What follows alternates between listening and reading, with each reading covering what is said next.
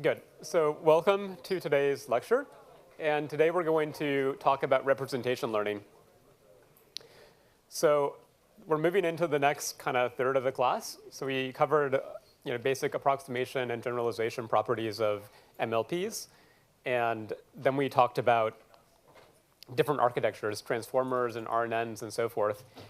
And now we're going to come to a kind of a new perspective on deep learning, which is the idea of representation learning and generative modeling. And this is a perspective which is kind of associated mostly with deep neural networks, but is actually could be construed to be broader than this. You could do representation learning and generative modeling with other architectures that are maybe not neural networks, but most of the techniques have been developed intimately in conjunction with neural networks, and this field of representation learning usually goes hand in hand with deep learning. Okay. So we'll talk about the idea that deep nets learn representations. What does that even mean? We'll ask, why should we learn representations? And then we'll look at one kind of representation learner called the autoencoder. We'll look at the relationship to clustering and what's called vector quantization. And we'll look at the idea of learning representations via prediction and what's called self-supervised learning. And then in the next lecture, we'll talk about a different type of representation learning, which is called metric learning or contrastive learning, where you learn about similarities and distances. OK. So this is going to be the new picture for deep learning for the next few weeks. We have data that comes into a system on the bottom. And then layer by layer, we change the representation of that data until we get to an output at the top. And we'll call the output an embedding or a representation. But actually, each layer is a representation of the data. So layer by layer, the deep net takes your raw data x and turns it into f of x, and then f of x, and so forth. And each layer is a different representation. So the data will be differently distributed. It'll be transformed somehow. OK, and the forward direction through a neural network will be called the encoding direction. So it's going from data to maybe simpler, better, more abstract representations. And that's the direction in which representation learning operates. It tries to find a good mapping from data to embeddings. And the backwards direction is not going to be backprop now. Backprop tries to find the gradient. The backwards direction is more like the inverse of the forward direction in this context. And that's called generative modeling. It's going from abstract representations and latent variables to data. And we'll talk about generative modelings in a few weeks. OK. So these two things can roughly be thought of as inverses of each other. And we'll clarify that connection as we go. But today, we're just going to talk about the first direction, going forward through a network, and view that as learning representations. And one way to, one label for this idea is data to vec. So x to vec, x is your data. And people have developed x to vec for all different modalities. So the most famous early version of x to vec was called word to vec. You want to go from words in English or some other language to representations that are vectors. But you can do this for images, you can do this for sounds, you can do this for molecules, whatever you want. And here's an example of an image. We take our data as input, and then now we're thinking layer by layer, we get a vector representation, or maybe a tensor representation of the data, and let's investigate what that representation is. What each of these is indicating a neuron, or mathematically just a scalar dimension of a vector. And we can investigate what those actually represent. So we'll talk about the layer 3 representation of this image is if I go through 3 layers of neural processing, 3 convolutional layers, for example, what is the tensor of activations I get out? That's the representation at layer 3. And then we can talk about other layers too. OK, so the representations will be a vector or tensor of neural activations. And in this example, they might be representing that there's a car, or there's a ground, or so forth, a building, a road. So we're going to try to see how representations might map onto these kind of semantic representations that we think about in our head. OK, question? For this family of 2 vectors, are they feature extraction? Yeah, feature extraction is the same, is another name for the same thing. Yeah. So x to vec can also be called extracting features from input data x. And the features are in the form of vectors or tensors in this case. One more question. Was x to vec traditionally only getting from bigger data sets to smaller representations? Or did it ever go the other way? Yeah, well, so the question is x to vec always going to smaller representations, lower dimensional representations? Well, that is one of the classic ways of doing it. often the representation you want should be a smaller object, a lower dimensional vector than the input, but that's not the only way of doing it. You don't have to do it that way. Okay, but the intuition here is I'll use these cartoons a few times over the next few weeks, or we'll use them in a few lectures. So the data will be this blue blob. It's some complicated object, high dimensional, weird topology. That's like the space of images. It's this weird manifold, right? And the representation will be this orange or reddish circle. And it's a circle because we're going to make the point that the representation is oftentimes a simpler space. So the distribution over embeddings is often going to be a very simple object. In fact, it will typically be a Gaussian distribution. So Gaussian is a circle in high dimensions, or a Gaussian in high dimensions looks like a circle. Okay. So this is the picture where somehow learning embeddings are simpler. They have a simpler distribution than the data distribution. The input blob is like the data distribution. Okay, and we call the mapping from data to representation an encoder. Okay, so I'm gonna now show some visuals, and I want to introduce a different way of thinking about functions than what you might have learned about in like grade school. So, when you first encountered functions, we learned this way of representing them. You have on the x-axis the input, and on the y-axis the output to your function. But that's not really the only way. That's basically telling you what is the mapping from x in to x out, or from x to y traditionally, but in this class we usually talk about x in to x out for some layer. So this is just telling me that if I'm at some point on the x-axis, where do I map to on the y-axis, right? It's telling me something about the mapping.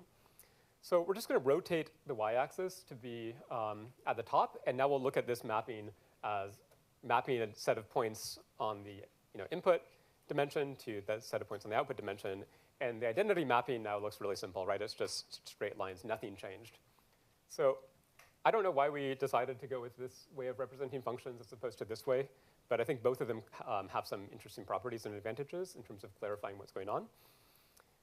Okay, but the second way will help us to visualize some of the mappings in neural networks. Actually, in some of the earlier slides, we already showed a few examples of this. So here are a few different neural layers for a scalar input to a scalar output. So this is like the width of the network is 1 in this case. And what does a linear layer do? A linear layer can, if the linear layer has weight 2, it will just expand. It'll take your input data and it'll make it scaled up. So it'll just like spread it out. What does a ReLU do? Okay, ReLU is kind of interesting. A ReLU takes all of your data in the negative half space and maps it to 0. So this ReLU has this property that the density of data that will get mapped to 0, you'll usually have a spike of density at 0, which we'll see on the next slide. And the sigmoid will map most of your inputs to either 0 or 1, but in a kind of soft way. Okay, so I like thinking about functions this way because I think it helps to understand kind of representations and distributional transformations. So think of your functions as taking a distribution of input data points and doing these geometric transformations, squishing them and skewing them and remapping them. Okay, and so here are some of the functions that we've seen, some of the basic neural networks layers that we've seen in this class. So we have the linear, the ReLU, the normalization layers, softmax layers, and activations are going to be colored in this red font, and parameters are colored in the blue font, just to kind of clarify what is actually being learned. So the only learnable parameters are the weights and biases in these layers. Okay, so here's the wiring diagrams. So let's look at the mapping diagrams for these layers, just to kind of build up this intuition. Okay, so we're always mapping from x in to x out. Now, one nice property of this other way of plotting functions is I don't have to only plot scalar to scalar functions. I can plot 2D to 2D functions. Okay, I don't have to plot 3D to 3D. That's where it breaks down. But at least I can go to 2D to 2D, which you can't do with traditional plotting. Okay, so here's the mapping. I'm showing it in two different ways. On the left, I'm showing how each point on a grid of input values maps to the output. And on the right, I'm showing how each point in a Gaussian cloud over the input space maps to the output. Okay, so 2D data goes in, and what does the linear layer do? It's going to be an affine transformation, and geometrically, it will just look like rotating, squishing, scaling, anything like this. So it's like a geometric transformation of the input data. That's all it's doing. OK, what does a ReLU do? So a ReLU looks like this funny shape. So there's two important properties to notice.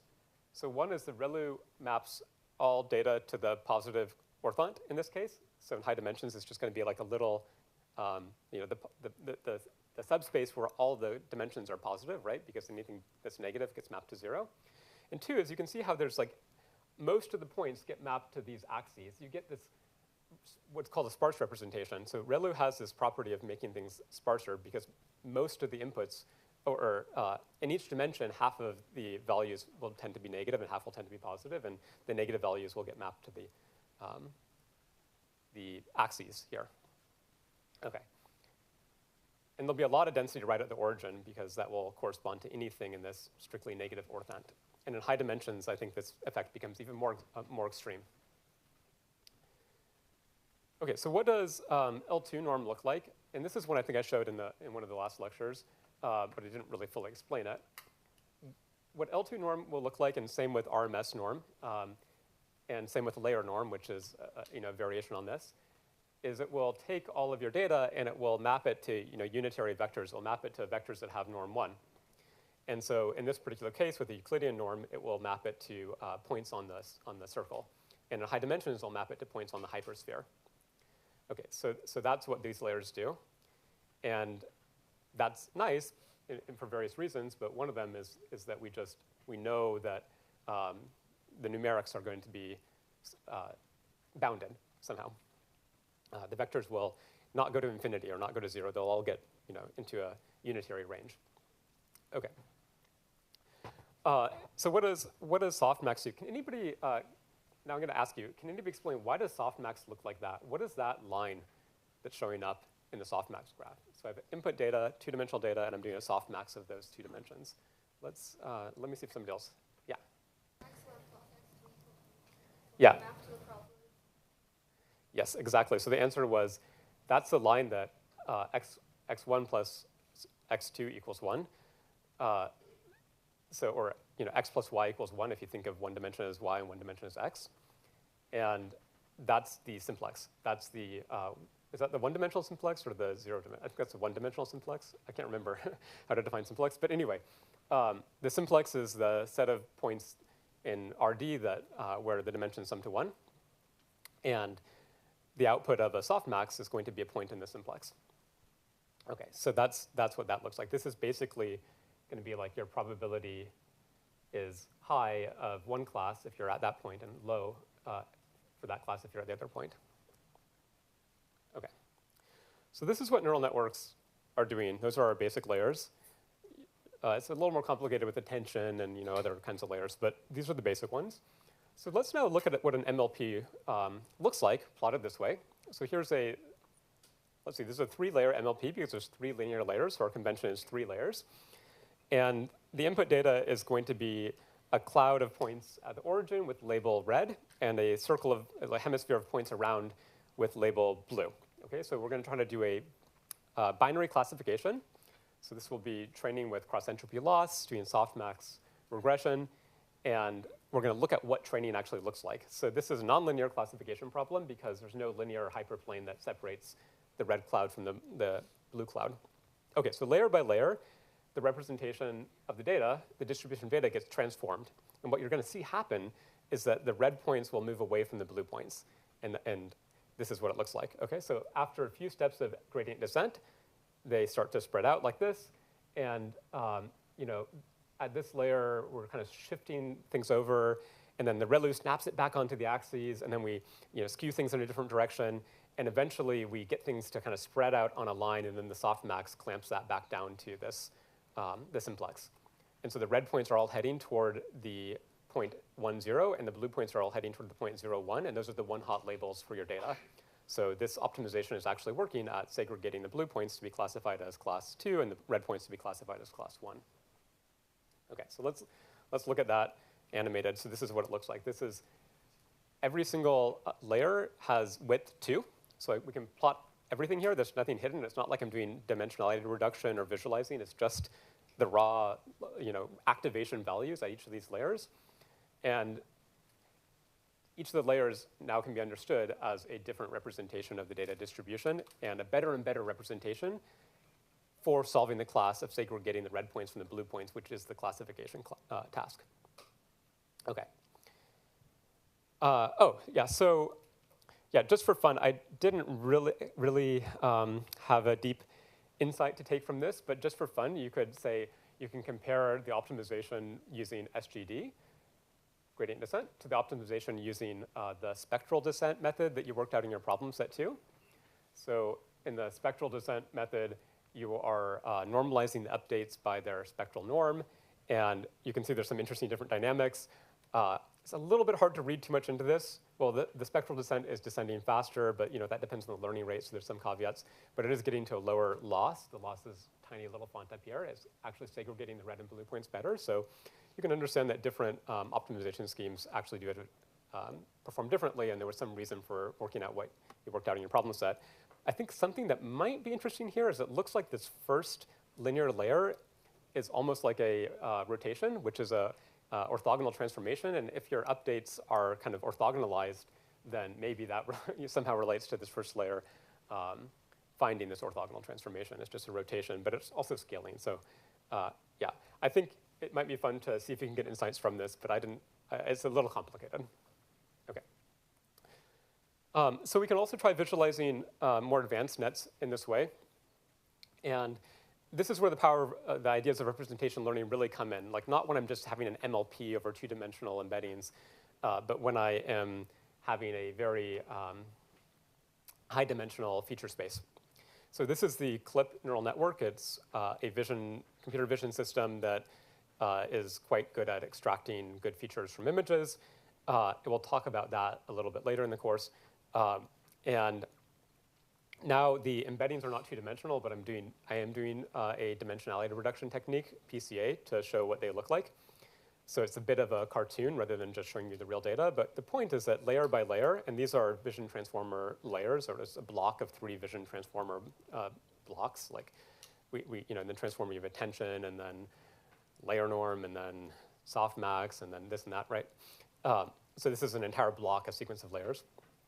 But what happens is as you go deeper and deeper into the network, you end up segregating these different colors, and the colors are corresponding to the class of images in a computer vision data set. So is it a cat, is it a dog?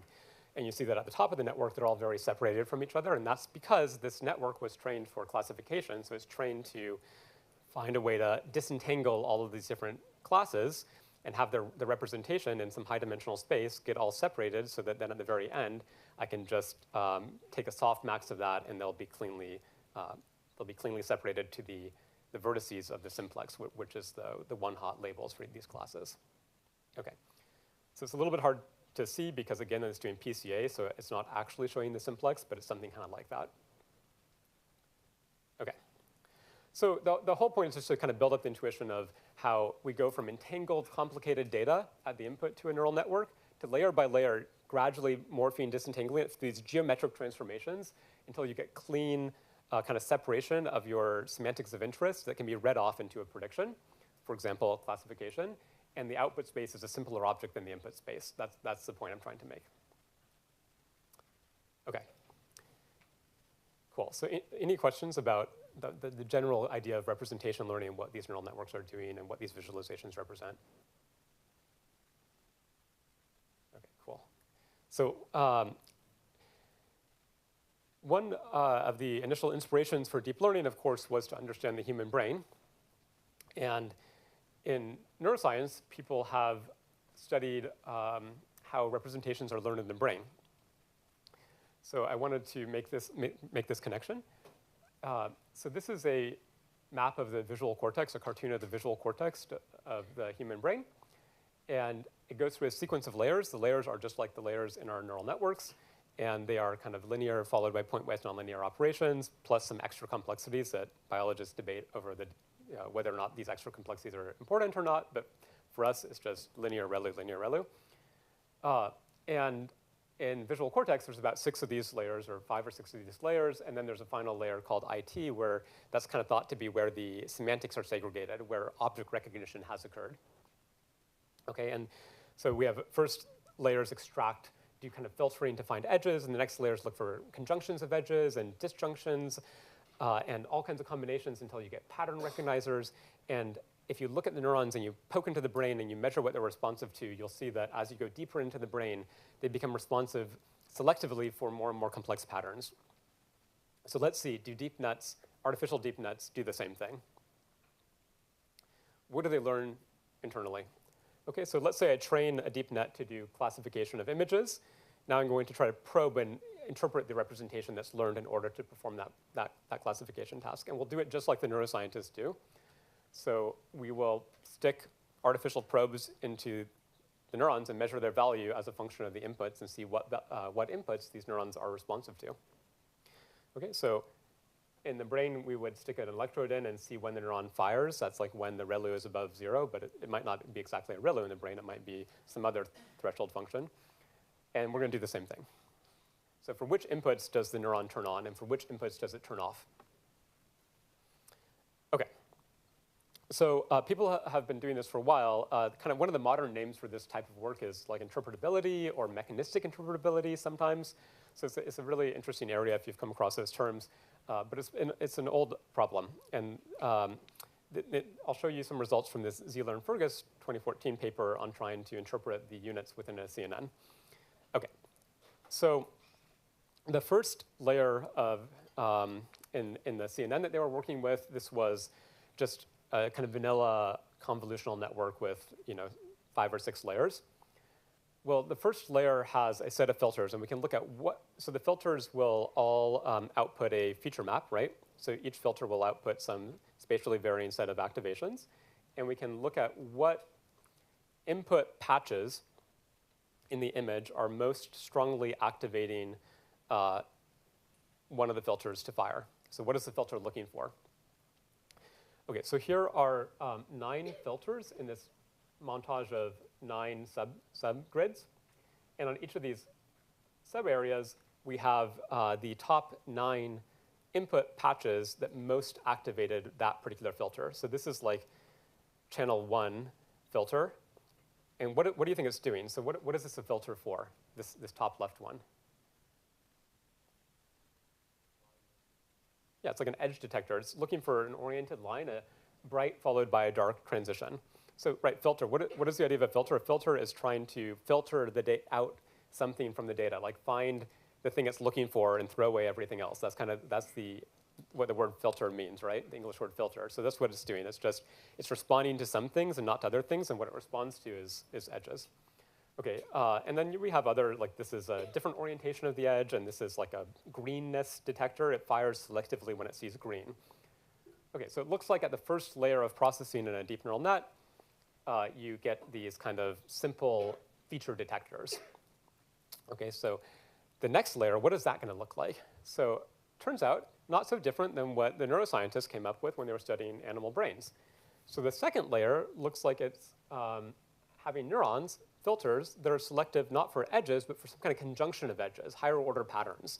So if I have 2 channels that detect 2 different orientations of edges, the next layer of my network could look for a conjunction of those 2 orientations, like a cross. And that turns out to map to maybe even more complicated things like gradients or circles and so forth. OK, so then as we go layer by layer, we're going to get more and more complex pattern detectors. So here are the image patches that most strongly activate 9 different filters on layer 3 of this network. And already you can start to see, like, just layer 3, we get selectivity for faces, right? And it's not because it's like really recognizing humans necessarily, but maybe it's because it's recognizing like little circle of darkness around a bright background with a like broader like torso thing underneath it. So some like blobbiness detector, but it happens to be an OK template for a human. Okay, and then as we go deeper, we get much more selectivity, and eventually we start actually detecting selectively, segregating dog faces from human faces, for example. And again, this is 2014. This is the 5th layer of a convolutional network from that era. If you run the same types of methods on modern networks, which are dozens or hundreds of layers, you will get very precise detectors deep in the network that code for very specific things. And that's this area of mechanistic interpretability where people are trying to understand what are the emergent detectors in these systems. You can do it for images or language models or other things as well. We can say, is there like a neuron within a language model that codes for the sentiment, right? There was a famous paper called the sentiment neuron that found a neuron that codes for sentiment. But now this is well known that this just occurs in all of our modern deep nets. Okay.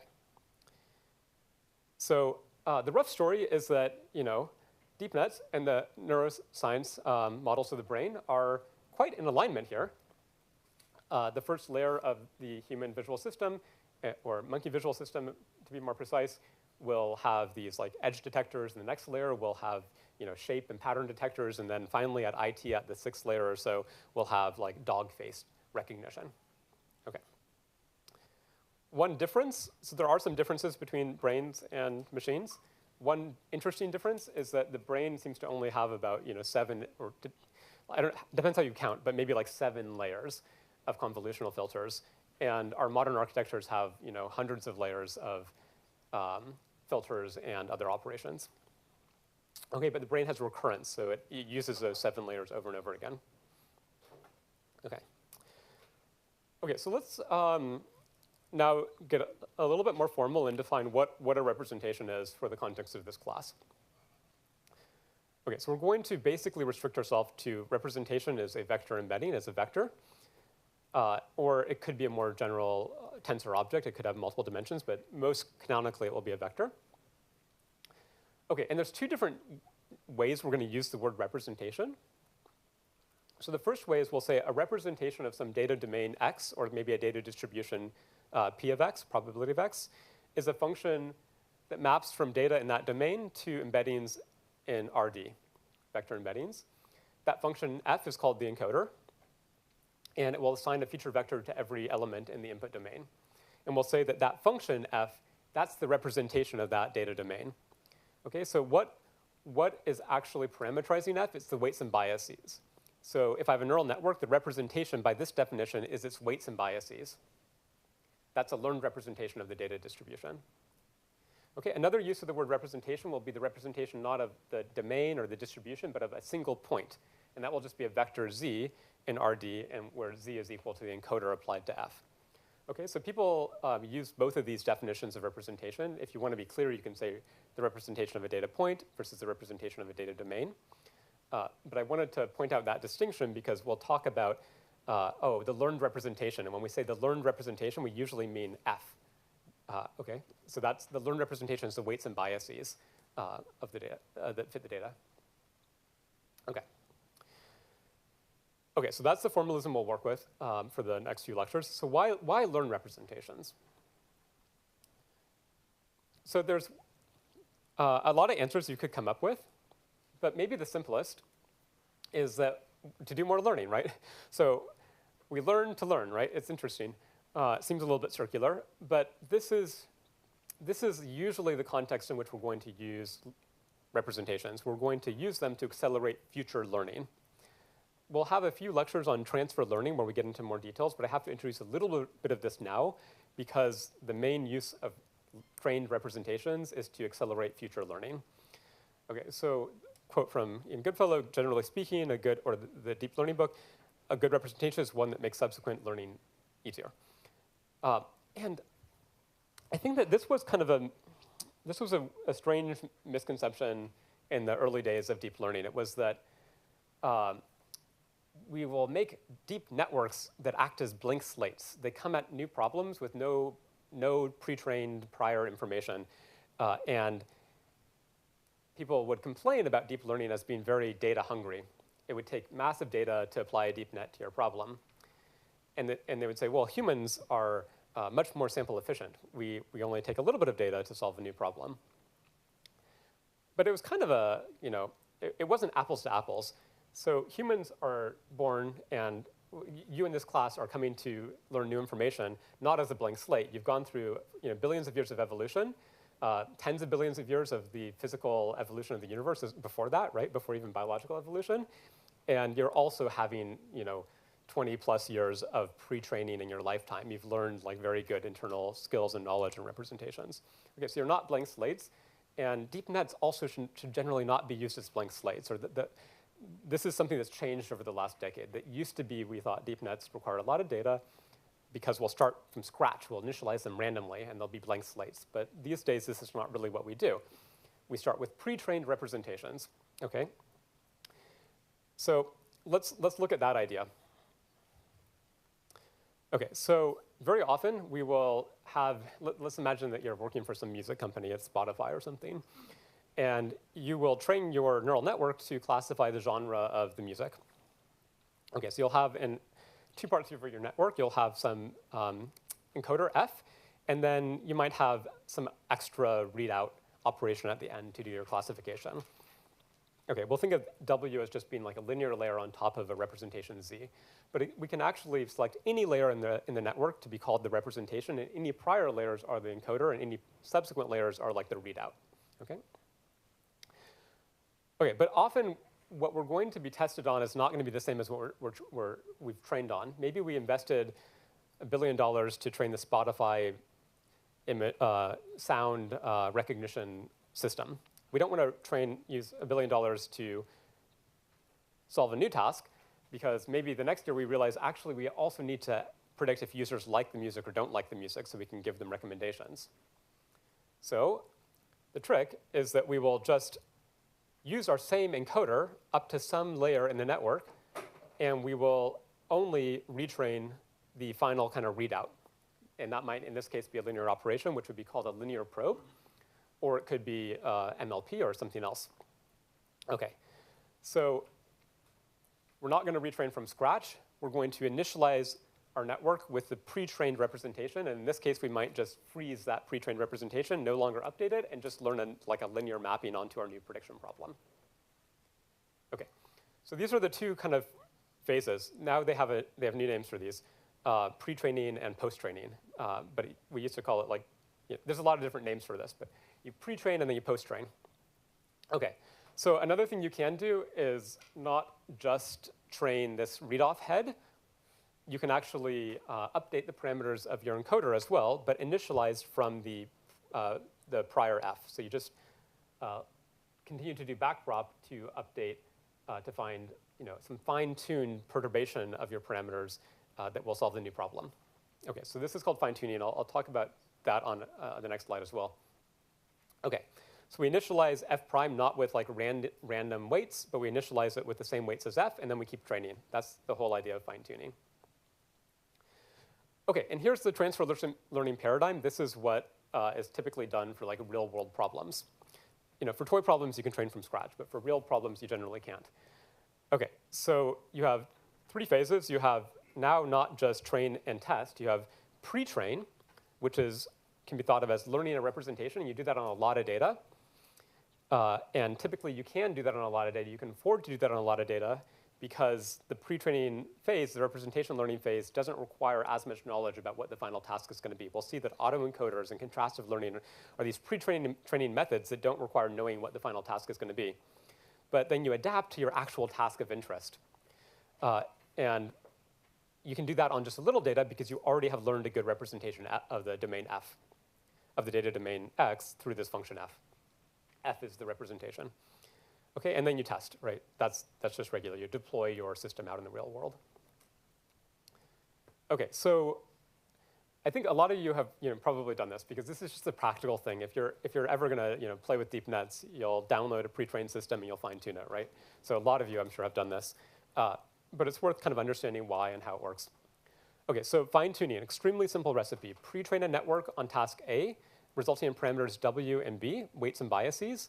Those weights and biases are your pre-trained representation of the data domain.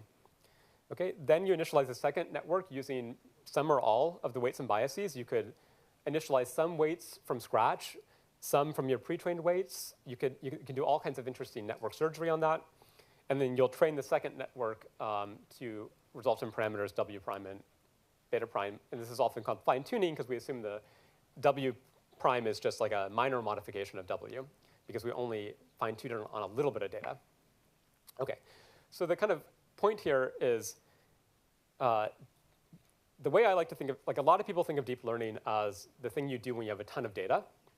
But I think the real point of deep learning is it's the thing you do that enables learning from little data. So deep nets and deep learning, to me, is really all about how to learn from little data. And the way you learn from little data is by pre-training on massive data. So yes, you have to pre-train on massive data, but once you do, you get a very sample efficient method, which is just update the representation a little bit to solve the new task. And this is the kind of the best known way right now for a lot of problems to do learning from little data. To do learning from little data, you have to pre-train on massive data. That's the weird, that's a little trick that happened that people didn't quite expect. I think for a while, people thought there might be some algorithm that's just better at learning. You don't have to pre-train that algorithm, but this works better. Yeah, question in the back. You talk about massive data versus little data, like roughly what's the scale or magnitude of the amount that you're... Yeah, so what's the scale for massive and what's the scale for little? So in practice, the kind of it's always the ratio is always becoming more extreme, I would say. But there's not going to be a precise answer. But I would say in practice, each year the pre-trained representations get trained on more and more data. So that will be like a language model trained on 10 trillion tokens or words on the internet, right? And the fine-tuning is typically something that you can do on Colab yourself in a few minutes or hours. Now, it depends what kind of fine-tuning you're doing. So we'll talk about linear probes and low-rank fine-tuning methods, but that will come in a future lecture. But it'd be like 1 trillion pre-training tokens and 1 million or less fine-tuning tokens. So the ratio is like many orders of magnitude. There's a question in the way back. Yeah, so for a lot of applications, like there are obviously like pre-trained models on specific types of data, like language and images. But let's say like you're in some scientific field and there are not like pre-trained models for the particular data. You can have few that models that are not trained on that data, like actually use, for example, models. Yeah, very good question. So if I can rephrase the question, what if you're in a domain where you don't have a lot of pre-training data for that domain? What if you are in a scientific domain where it's like very specialized measurements? Are you allowed to use a language model's pre-training that's trained on like internet talking and text? And the empirical answer is yes, that often actually works decently well. So you don't have to pre-train on the same type of data or even the same data distribution as you're going to fine-tune on. There's often a lot of shared information between one data modality and one distribution and other ones that might look very disparate. But your mileage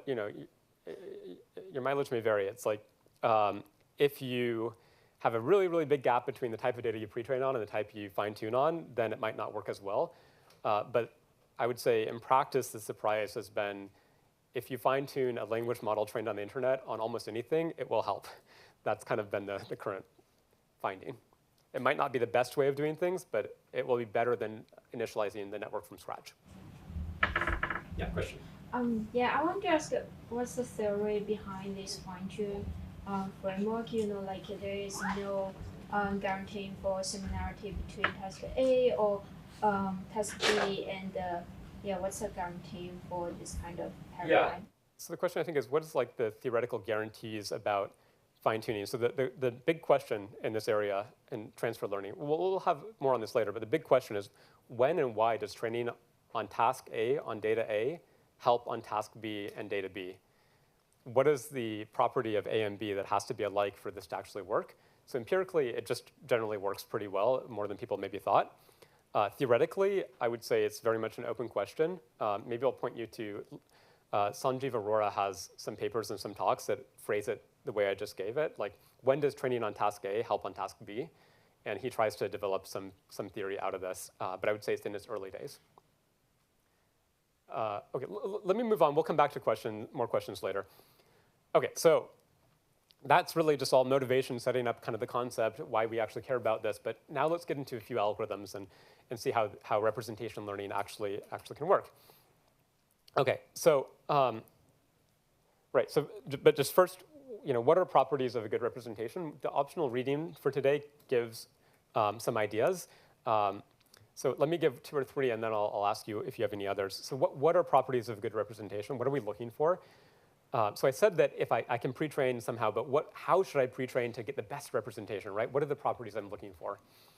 OK, so one property is that you often want your representation to be somehow small.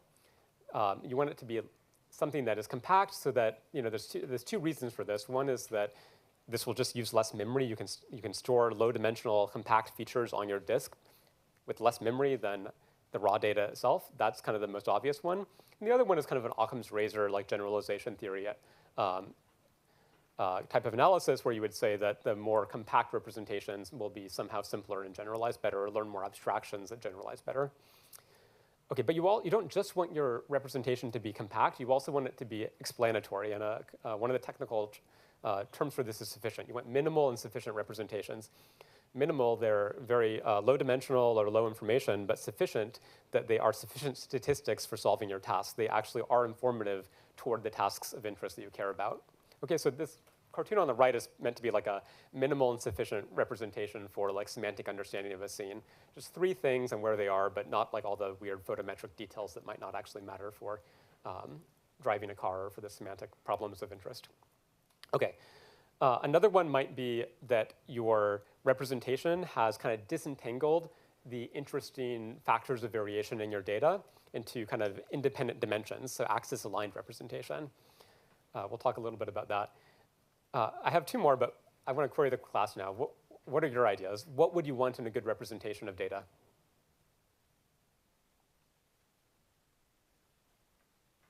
What else is there besides this? Minimal, compact, sufficient, disentangled. Yeah, let's go here. Somehow human interpretable? Yes, interpretable. You've got exactly the one I was thinking of next. So there's other considerations. We're going to have to interface with these representations. Okay, another one. Similar dimensional size, which dimension? Like variation or something?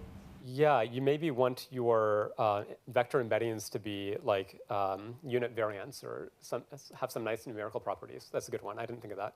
I don't know, some difference between explanatory and interpretive. It seems so. Explanatory and interpretable. By explanatory, I meant that it is explanatory toward the automated tasks of interest. Like the machine will be able to use that representation to solve problems and make accurate predictions. By interpretable, I meant a human can use that representation to solve problems and understand things. They're definitely related, but that was the distinction I was trying to make back here. Context aware. Context aware, yeah. You want your representation to kind of know as much as possible about the universe when it's making a decision. Another one?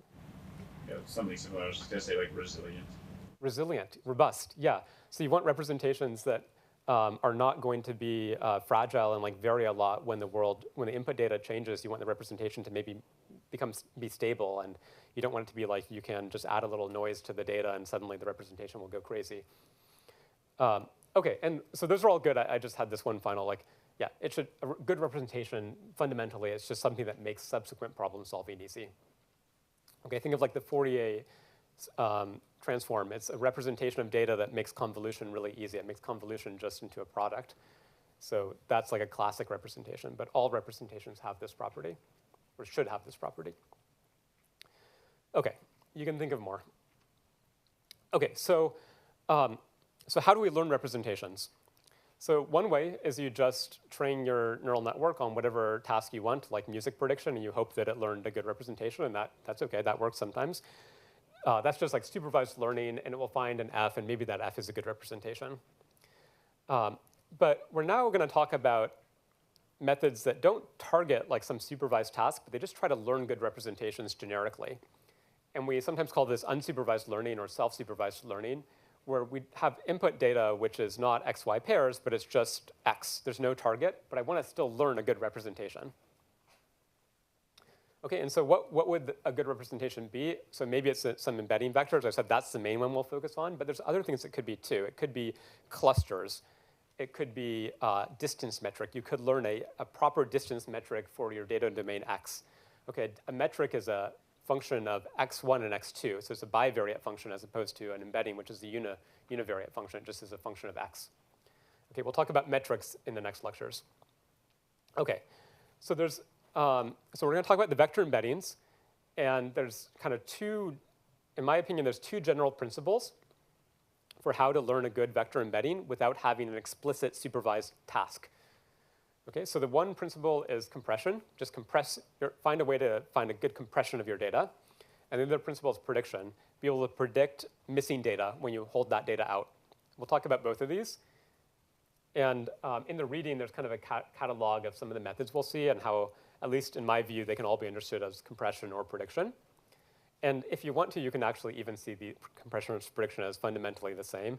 I'm not sure if there's really a difference, but at least it's useful intuitively to think about compression versus prediction. So let's see both of these. OK, that's a question for you to think about. Is there actually a connection between compression and prediction?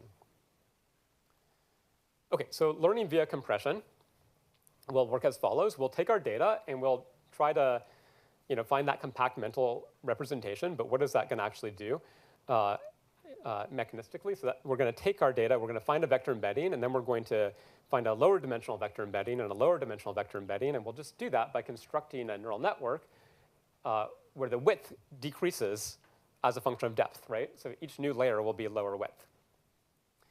OK, so that is all fine. I'll learn a low-dimensional compressed representation, but I also need it to be sufficient and explanatory of the data, right? I don't want to just map my input to 0, right? I want to map it to something that actually still can reconstruct the data. OK, so we call that that embedding vector, canonically, we'll call it Z. And we also want to be able to decode the image from the compressed representation. I'm using a lot of image examples just because I like images. I often work on images. But think of image as just a placeholder for whatever data you want to put there, whatever domain you care about. OK, so what is this thing called? It's called an autoencoder. And this is the representation learning algorithm 101, just the most basic vanilla one, and also my favorite and probably the best one. And I think it'll just win out in the end. This is so many things in machine learning can be viewed as some kind of autoencoder or some variation on an autoencoder. So this is a very fundamental concept. Just map the data to a simpler form such that you can decode the original data from that simpler form. OK, autoencoders is just such a beautiful idea, right?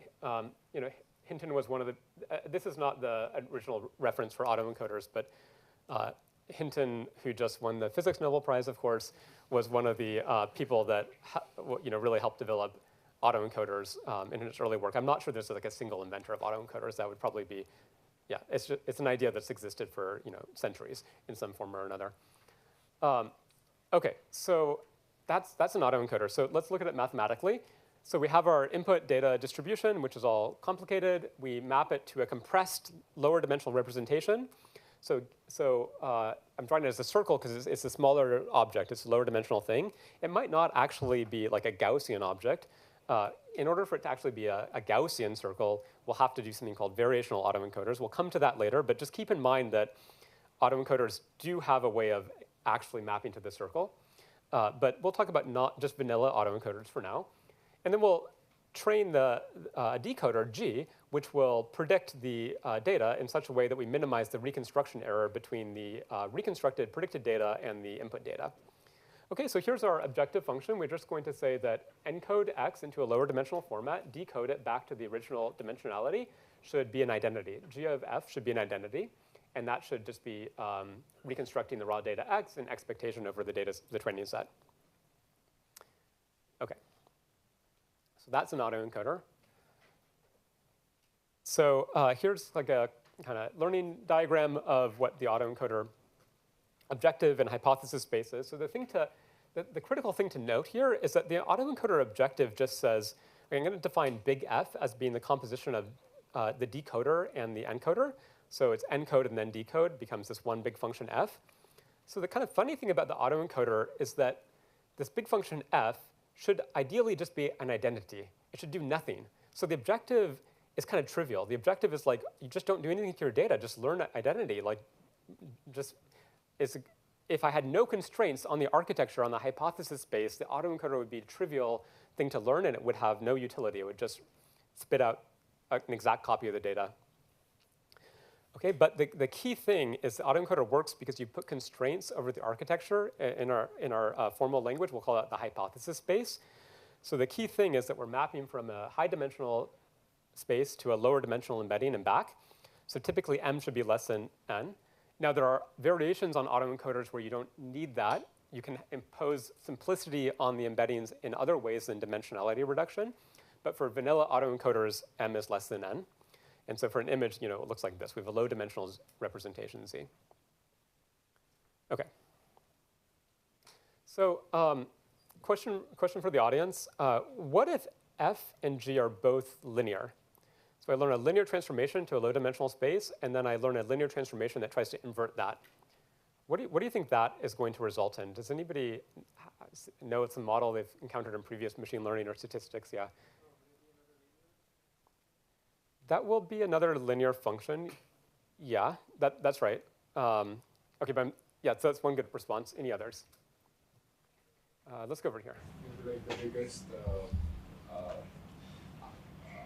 like the equivalent of PCA, but yeah, equivalent of PCA. OK, right. OK, so you're onto this. Like, if I want to, what is PCA doing? PCA is can be understood as trying to kind of maximize the variance I'm capturing in the signal via some transformation, linear orthogonal transformation of the vector. And if I'm maximizing the variance, I'm able to best reconstruct. And that actually is exactly equivalent to the L2 reconstruction objective. So PCA can be understood as doing essentially the same thing. So if they're both linear, we'll just replace it with the encoders of matrix W, the decoders of matrix WG, and the encoders of matrix WF. And we're trying to say, if I pass encode, decode, I will obtain my original data matrix again. OK, that's the objective of an autoencoder written with linear F and G. OK, and PCA is a variant of this where we assume that the encoder and decoder are the same matrix W, and they have this property that it's an orthogonal matrix. So that's the constraint. It's a slightly different setting, but it's almost the same. And so this is the objective that PCA tries to minimize. It tries to find W such that this transformation will result in decoding back to the original data. So you can kind of work through the math. If you're more familiar with PCA as maximize the variance in the projected space, then you can kind of work out that this thing under this condition is equivalent to minimize the variance in X minus the variance in the transform version of X. And then since we can instant maximize and change the sign to be plus instead of minus, and then we can remove this term because this term doesn't depend on W, and we're maximizing over W. And then this is just maximize the variance captured in the reconstructions. And that might be more familiar PCA that you're used to. And what can be proven is that the embeddings learned by a linear autoencoder span the same subspace as the embeddings learned by PCA. Okay, so this is kind of the rough argument there. Okay, so vanilla's most intro statistical model that you can think of, the most standard one that's been around for hundreds of years, I believe, or quite a long time, PCA. Well, an autoencoder, the very best representation learning method in the family of reconstruction-based representation learning is just nonlinear PCA. It's like a generalization of PCA to nonlinear representations. Okay. By the way, I was trying to work out these equations, and I found that ChatGPT has gotten incredibly good at this. So if you're a little bit confused about, I didn't put in every single step here, but if you're a little confused, ask ChatGPT what's the connection between PCA and linear autoencoders, and it will just give this wonderful derivation of everything. And I think it's correct. I did check. I thought about it. But my point is that these tools are getting a lot better. So if you're confused about a concept in this class, not a homework question, but a concept, just ask ChatGPT or Claude or whatever language model you prefer. They're really good at explaining concepts. Anyway, of course they can be wrong. You have to be very aware of that. But I'm just finding it to be quite a nice resource for teaching, and I'd recommend it for students too. OK. So let's do a little experiment now. Are autoencoders actually learning good representations? Or it sounds nice. I learn a low-dimensional compressed representation. But is there any point to doing this besides just compression and saving memory? OK, obviously I save memory by doing this. I have a smaller object to put on my disk. But do I get any other advantage out, right? We said that we think we might get representation learning where we actually get a meaningful representation. So do we? So here's an experiment. You'll do some of these experiments on the same type of data on your PSET 3. So it's a data set of colored shapes. We have 3 different shapes, triangle, circle, and square. And we have 9 or so different colors. And we're going to try to train an autoencoder on this data. OK, so we'll encode some x, and then we will we'll visualize. To understand the representation, we're going to do this particular probe called like a nearest neighbor probe. We're going to look in the representation space. So we're going to embed x into z, and then we're going to look at the nearest neighbors to z. We're going to look at the images whose z vectors are the nearest neighbors to our query image. OK, so in the representation space z, the nearest neighbors to this triangle are going to be these other triangles that are roughly the same color. And the nearest neighbor to this square will be blue squares. So what is this saying? This is saying that our representation space has organized the data in a way that seems kind of meaningful and seems to match human perception. So nearby embeddings in representation space actually are similar images according to their color and their shape. So it looks like the autoencoder did learn a meaningful representation that encodes properties of both color and shape. OK, another thing that we can do is we can look at where that representation becomes effective. So we can now ask, well, we'll measure the quality of the nearest neighbors by using them to do classification. So we'll do a KNN, or actually a one nearest neighbor classifier. So what is a one nearest neighbor classifier? That just says, is my first nearest neighbor in a data set the same class as the query? So is it the same color class, and is it the same shape class? OK, and I'm plotting accuracy of the one nearest neighbor classifier for the shape class and the color class. And I'm plotting that at every layer of a encoder. This is a convolutional encoder applied to this data. So what's going on here? The accuracy at shape is getting better, which kind of makes sense. Like I'm learning a better and better representation so that similar shapes are embedded near each other in representation space. Why is the accuracy at color getting worse? Anyone have an idea? Yeah.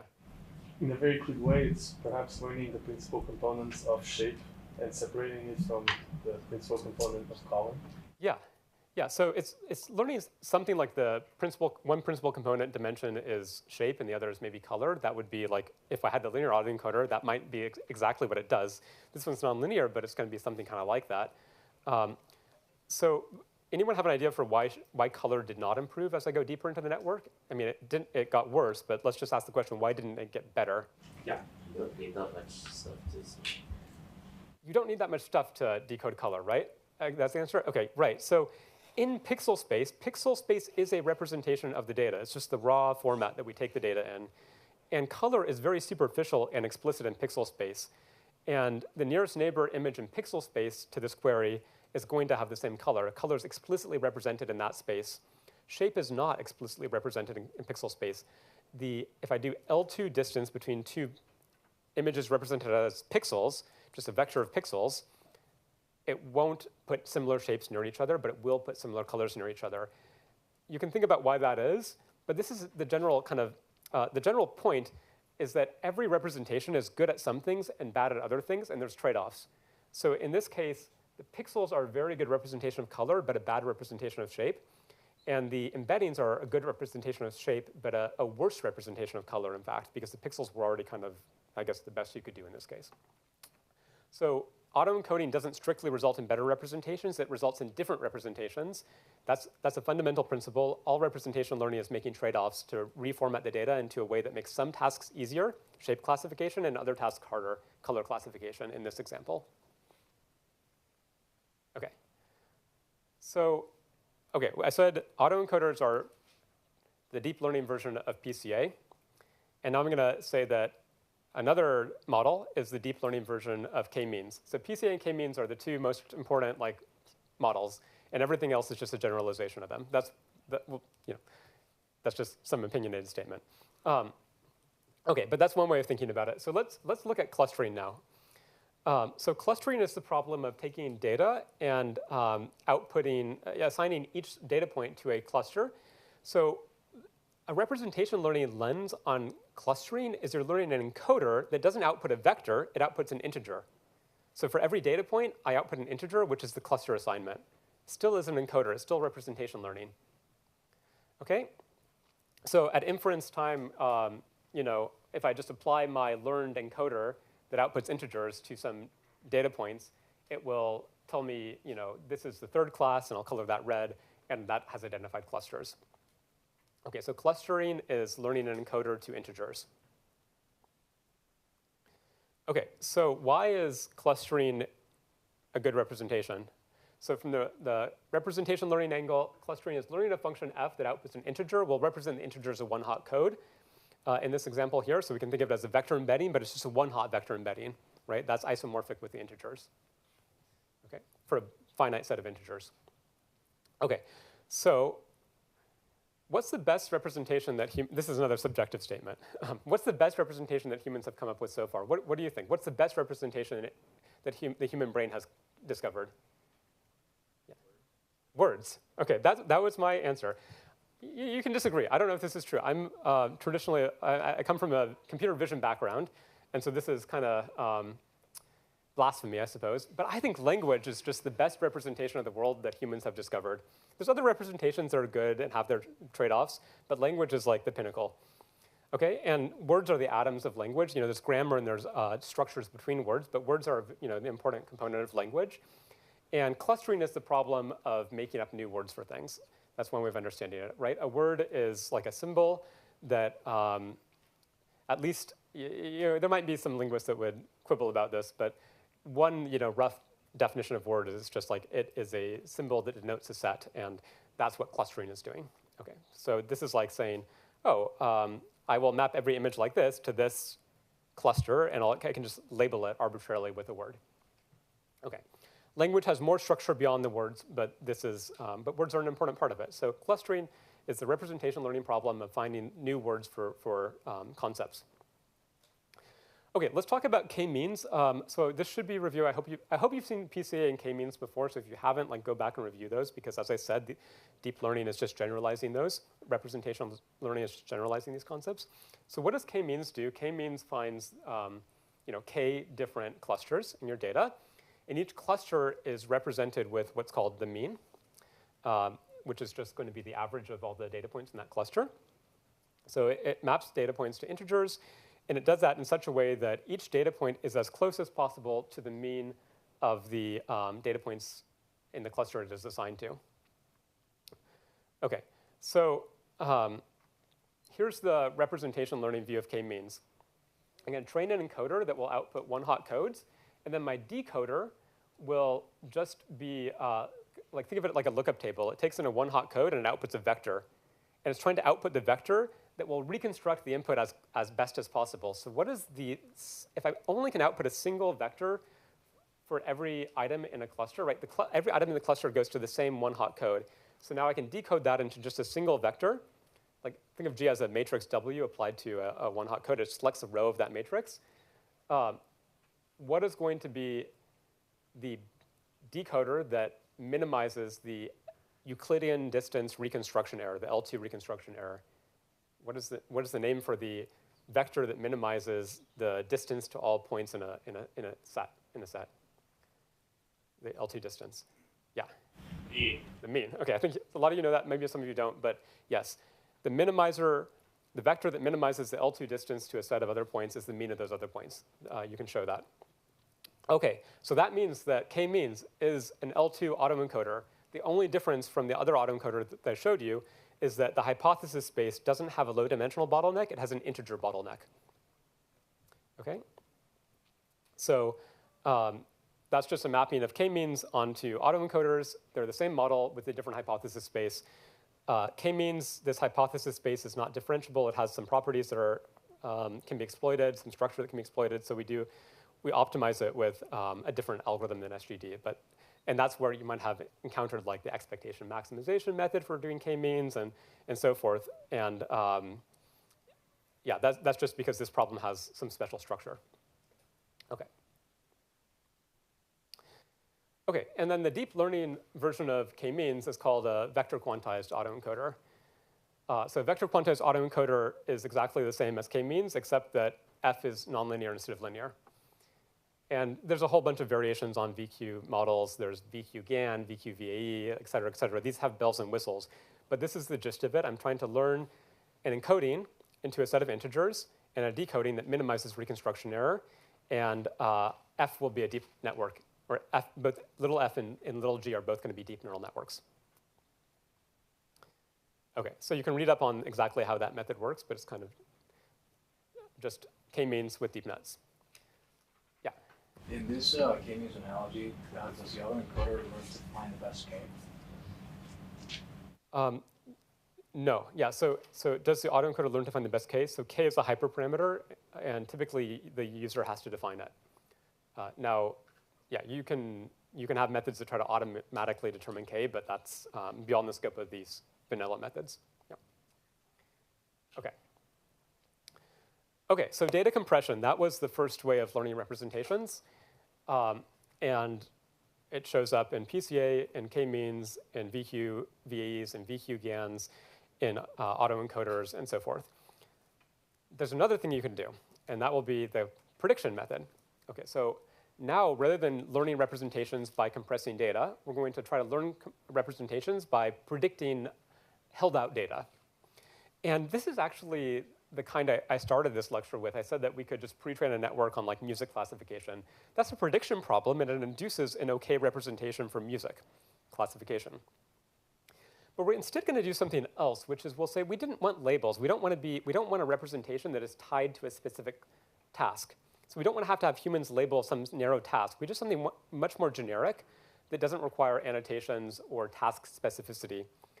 And one way to do that is we say we're not going to predict labels. We're going to predict the raw data itself. And this is called self-supervised learning.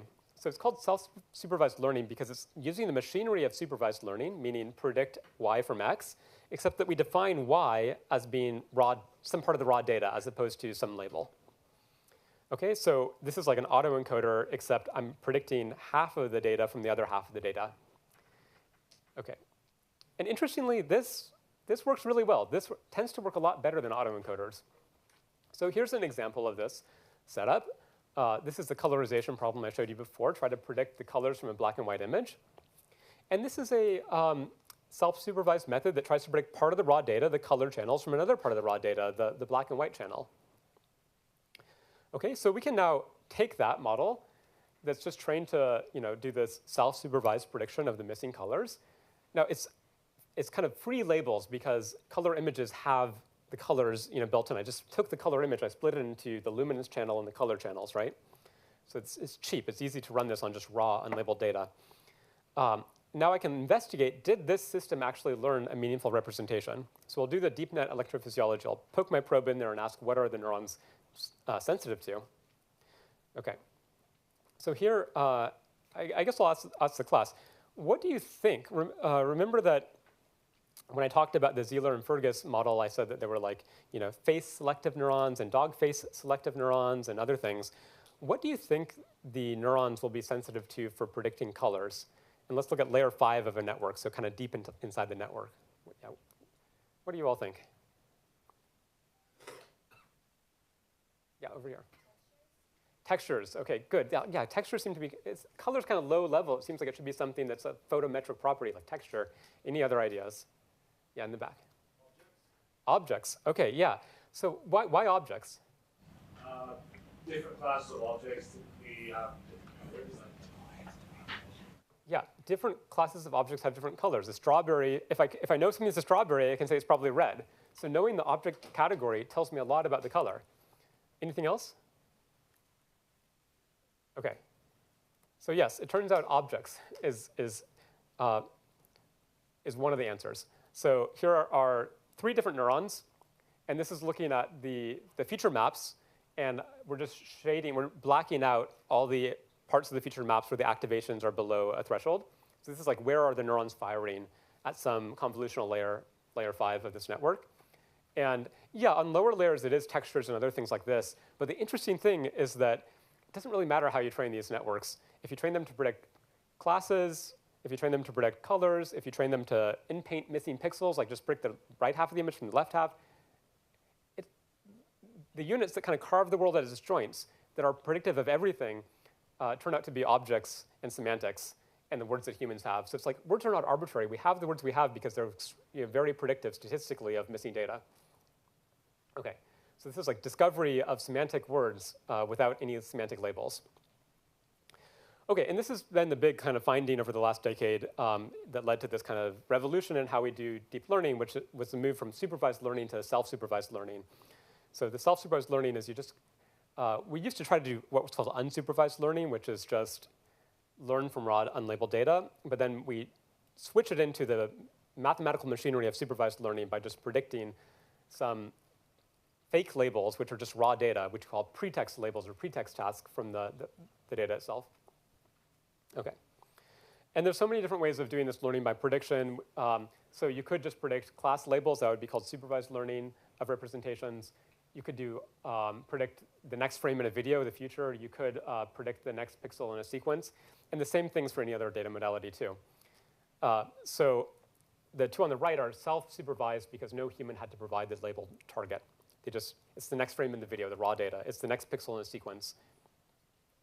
And as you probably know, the way that language models work is they predict the next word in a sequence. So they're mostly in the family of this type of learning.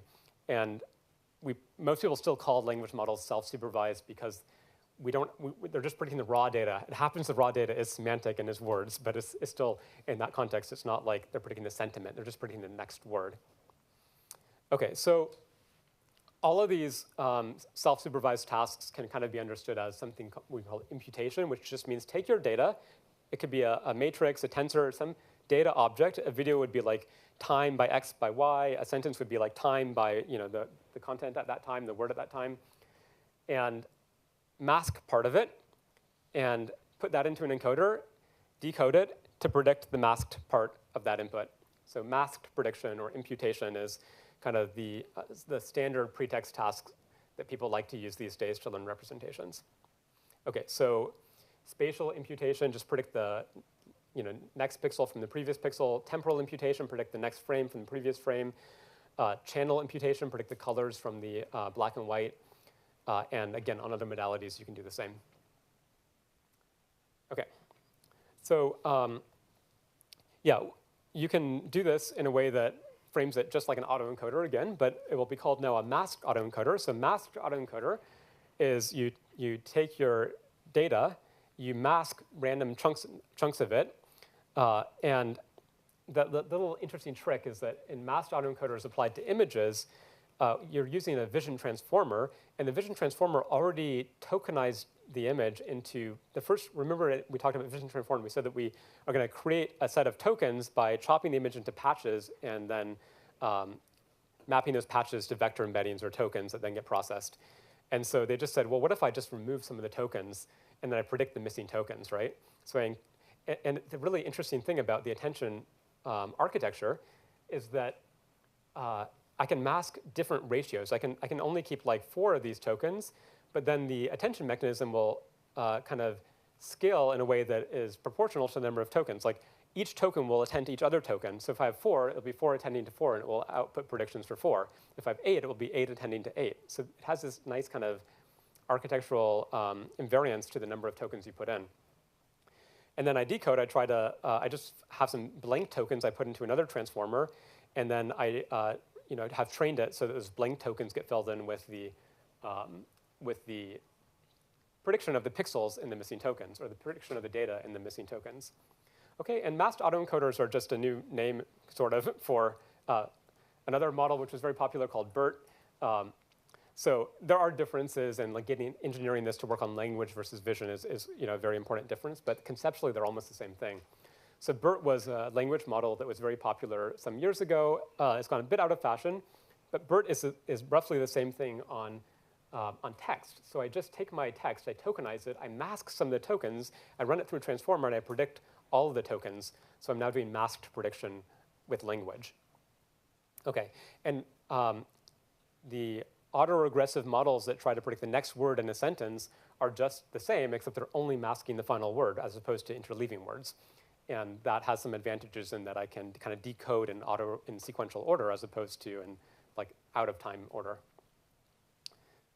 Okay, so yeah, question. Why is BERT getting out of fashion? Why is BERT getting out of fashion? So I think it's because masking the final token naturally can be used for generating sentences autoregressively, which we talked about before. if I mask the interleaving, then it's like I'm generating words out of temporal order. So if I'm talking with a human, like time is an axis that is important and not symmetric with other axes. Like I have to answer the question after the question's been asked by the person I'm talking to. And so having these causal attention mechanisms where the masking is in causal order, I'm only masking the future and conditioning on the past, it just fits into language models which operate in causal order. And once that became popular, the biggest models were all masking only the tokens in the future given the tokens in the past. And because those are the biggest models, they just work the best. But if I want to learn like a sentence embedding, I bet the BERT method is still going to work better if scaled the same amount. Yeah. OK. OK, so here's an interesting empirical finding. This is going back to that colorization paper, but it's been shown in a lot of work, which is that masked prediction just tends to always work better than autoencoding. OK, so if I'm going to look at the accuracy, I'm going to look at the representations at each layer of an autoencoder versus a masked prediction network for colorization in this case, and I'm going to assess performance using seeing how well I can linearly classify, given the representation on that layer, ImageNet categories in this case. It's like a probe, just like we were doing with the shapes where we had the nearest neighbor probe. Now we have a linear classifier probe. OK, so here's what happens. As I go deeper in the network, you get this separation where autoencoding learns an OK representation, but masked prediction learns a representation which is more semantic. It linearly decodes ImageNet categories better. And this is something that I thought I had a good explanation for, and then I realized I don't. So I'm going to call it ongoing science and leave it as a puzzle for the class. And maybe this would be a good final project. Why does masked prediction work better than autoencoding? OK, so here are 3 hypotheses to think about. So one is that, OK, autoencoding controls compression via a dimensional bottleneck.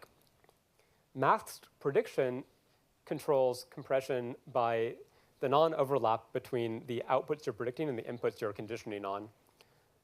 Okay, so the only thing that's useful for predicting the outputs is like the mutual information between the inputs and the outputs. And if these are separate, then I will just forget all the stuff that's specific to the inputs that's not relevant for the outputs. So it's kind of, that's how it does compression. Okay, so it could be that just controlling compression via dimensional bottlenecks is really hard to make work.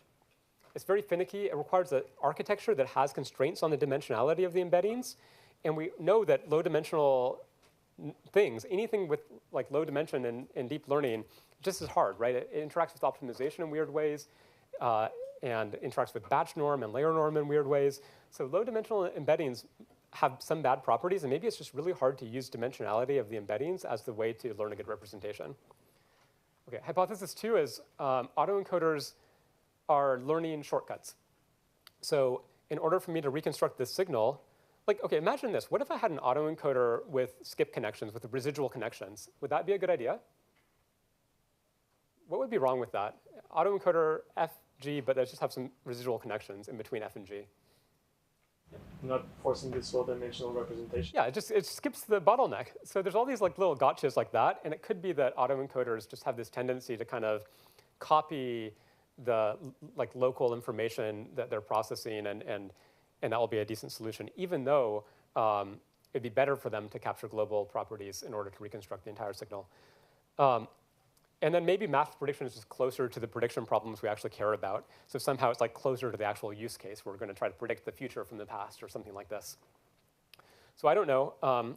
I asked Kaiming, who's a professor here, who was the first author of the masked autoencoder paper, and he said, well, at the end of the day, it's just empiricism. So masked prediction works better than autoencoding, and I think it's a really interesting question, but theoretically why that should be the case. Yeah. So at the beginning of the lecture, you said that in the scope of like representation learning, you think this like framework of like autoencoding or masked autoencoding is simplest and will win out. I was wondering if you could talk a bit as to like why you think that is. Yeah. So ultimately, it just goes back to kind of some first principle argument that I can't really prove, but there are arguments along the lines of, Occam's razor, right, and like formalisms of that the compression is somehow equivalent to prediction, and the most compressed representation will make the most accurate predictions about the future. And autoencoders are just like a simple embodiment of the idea of take your data, compress it as much as possible, and remove all redundancies. And it just seems like, there must, from like first principles, like if compression is all you need, then autoencoders are all you need. But I think there's more to say about that. I don't have time right now. So let me just, still an open question. I'll end with, I think this is a nice idea that Jan LeCun put out some years ago, which is that intelligence is like this cake. A lot of you may have seen this, where the bulk of the cake is representation learning.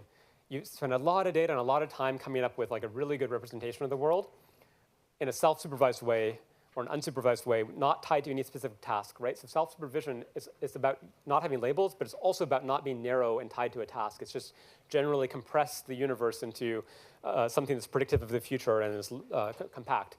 And then the icing and the cherry are all the rest of machine learning: supervised learning, adaptation, post-training, reinforcement learning. So he's making the point that representation learning is like the bulk of intelligence, and I agree with that point. So I will end there. Summary you can read online.